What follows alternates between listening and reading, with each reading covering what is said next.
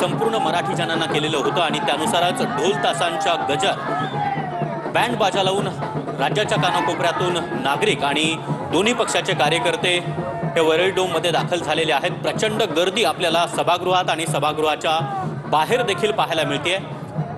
आवाज मराठीचा असा एकच शब्द, कुठलाही झेंडा नाही, अजेंडा फक्त मराठीचाच असं म्हणत हे कार्यकर्ते आणि असंख्य संख्येने आलेले मराठी माणूस, मराठी व्यक्ती, मराठी जन हे आता वरळी डोममध्ये दाखल झाले। वरळी डोम खचाखच भरलेला आहे। तेवढीच गर्दी आपल्याला या रस्त्यावर देखील इथे पाहायला मिळत आहे आणि सगळी गर्दी जी आहे ती पुन्हा आता वरळी डोमकडे या ठिकाणी जाते।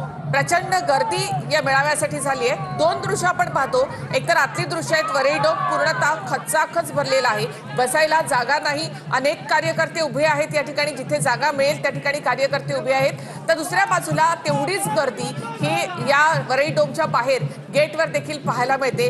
गेटमधून एक एक करत आता गेट उघडल्यानंतर लोक जे आहेत ते आत शिरत आहेत। रेटा वाढलेला होता आणि अखेर हे गेट उघडण्यात आलं आणि हे कार्यकर्ते आता वरळी डोमच्या आत जाण्याचा प्रयत्न करतायत। आमच्यासाठी दिवाळी, आमच्यासाठी दसरा हा आज आहे असं या सर्वच कार्यकर्त्यांचं म्हणणं आहे। आजचा दिवस आमच्यासाठी सुवर्ण क्षण आहे आणि या सुवर्ण क्षणाचे साक्षीदार होण्यासाठी आम्ही आलेलो आहोत। या भावनेतून राज्याच्या कानाकोपऱ्यातून हे लोक आलेले आहेत, त्यामुळे कुणीही ऐकण्याच्या मनस्थितीत नाहीये।